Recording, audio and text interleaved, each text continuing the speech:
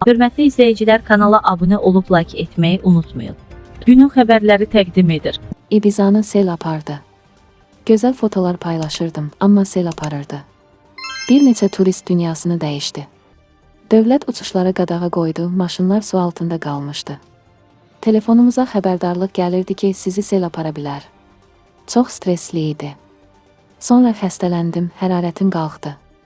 2 ildir o qədər sağlam həyat tərzi sürürəm ki, xəstələnmirəm. Nəhayət dedim ki, Bakıya qayıdıram.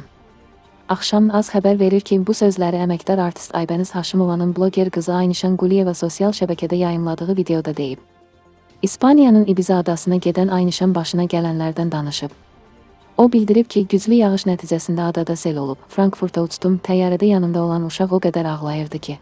Düşündüm ki, uşaqlar pis şeyləri hiss edir, qorxdum.